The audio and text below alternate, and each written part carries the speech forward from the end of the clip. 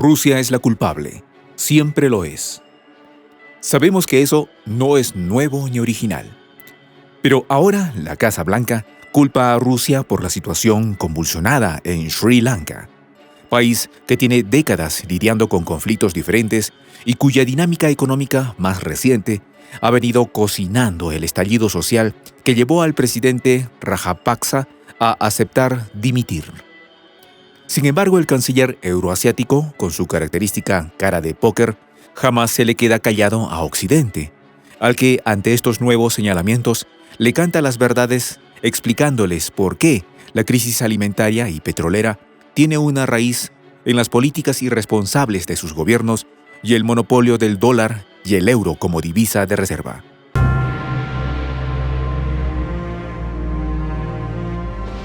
Voz de la Patria Grande.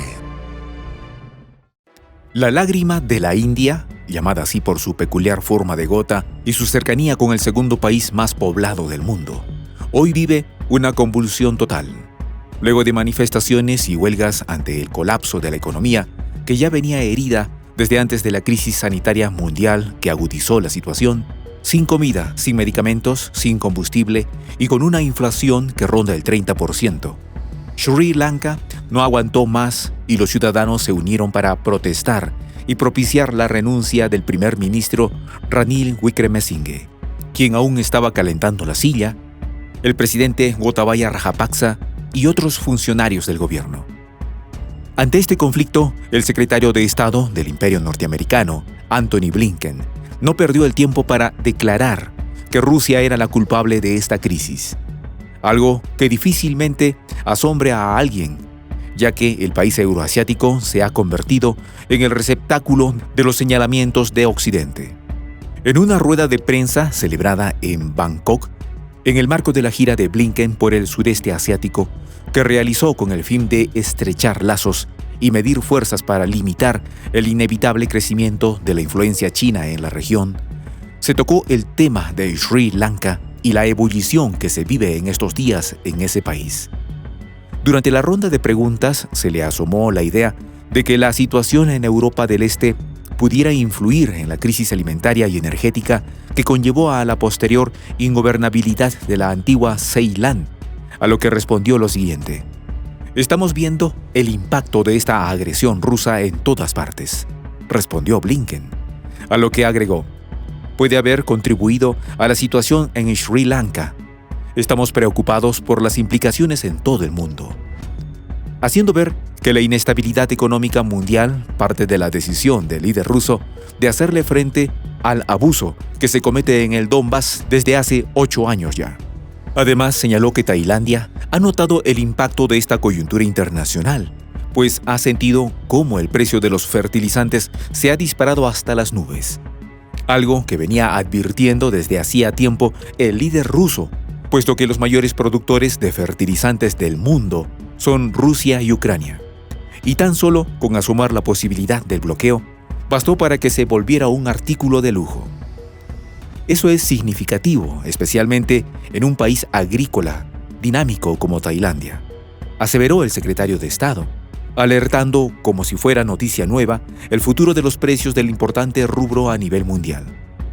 En el caso de Sri Lanka, había dejado de adquirir fertilizantes para la agricultura, no tanto por la salud como por la carga que implicaba el pago de moneda extranjera, misma que venía en franco descenso hasta llegar casi al subsuelo, lo que convierte la situación en un perro que se muerde la cola.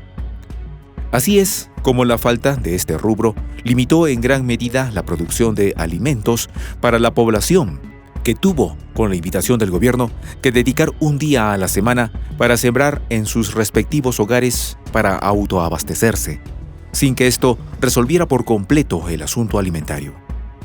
Y es que el estallido social en Sri Lanka estaba retenido desde hace meses, y lo que hizo fue desbordarse por varias razones que no tienen que ver con Europa del Este, sino con un conflicto interno generado por políticas erradas y un descontento generalizado proveniente de una población con demasiadas necesidades irresolutas que se incrementaron luego de la crisis sanitaria mundial.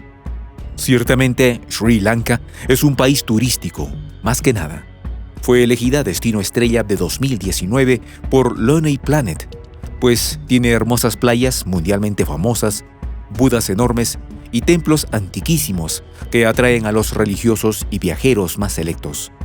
Incluso el escritor chileno Pablo Neruda, quien vivió un año en medio de su verdor, escribió: «Por la mañana, el milagro de aquella naturaleza recién lavada me sobrecogía».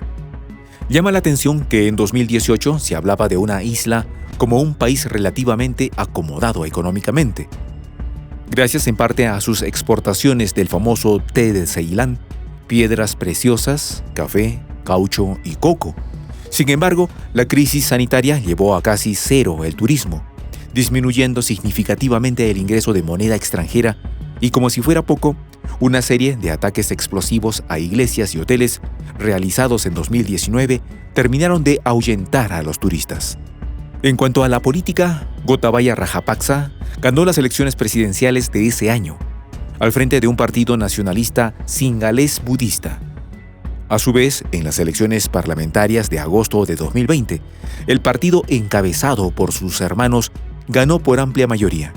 Así, el expresidente Mohinda Rajapaksa se convirtió en el nuevo primer ministro hasta el pasado mes de mayo, cuando se caldearon los ánimos producto del impago a la deuda externa en el que incurrió el Estado, lo que produjo un cambio en el cargo, el cual asumió Ranil Wickremesinghe. Sri Lanka importa $3.000 millones más al año en productos de los que exporta. Es por esto que se ha quedado sin divisas. Ya después del fin del conflicto civil en el país, se tomó la decisión de priorizar las importaciones para abastecer al pueblo, en detrimento de las exportaciones que generan moneda extranjera para el país. Pero a la larga, y al no contar con la industria turística exitosa de siempre por la crisis sanitaria, pasó de tener $7.500 millones en noviembre de 2019 a $1.100 millones en mayo, y sigue en picada sin esperanzas de recuperación.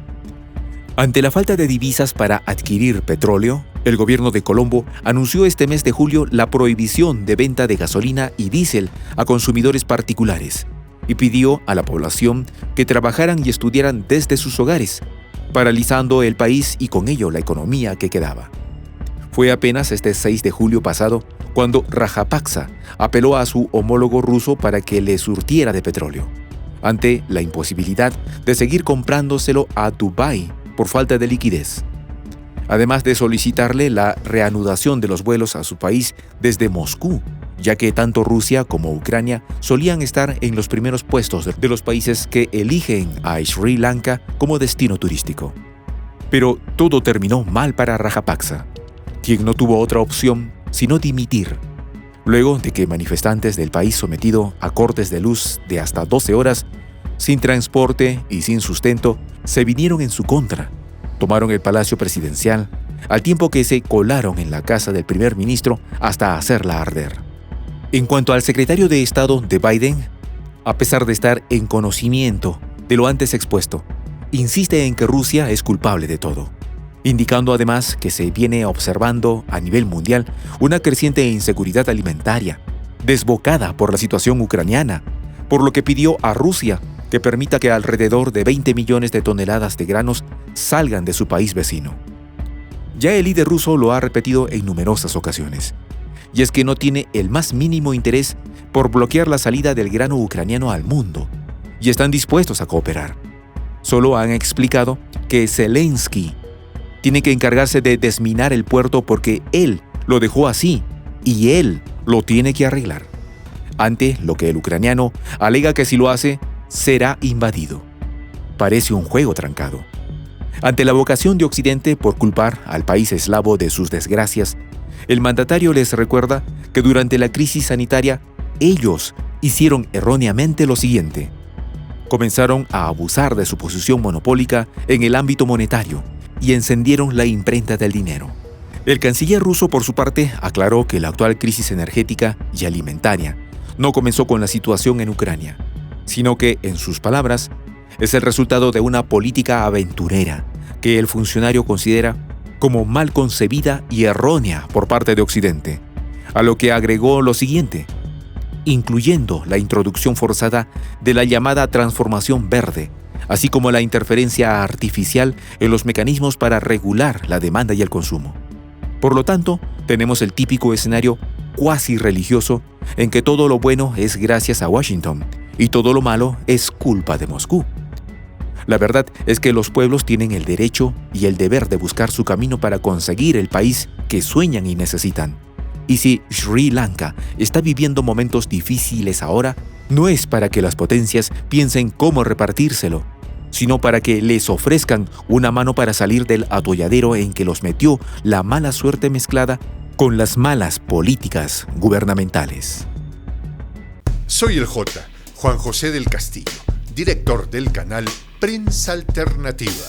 Si quieres ser parte de la comunidad de la Patria Grande, suscríbete a nuestro canal. Si es que quieres que te lleguen las notificaciones cada vez que subimos un video, activa la campanita.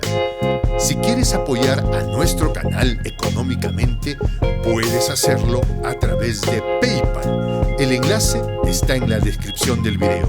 A nombre del equipo de Prensa Alternativa, me despido con esta expresión en el quechua milenario, Tupananchis Kama, cuya traducción es hasta volvernos a encontrar.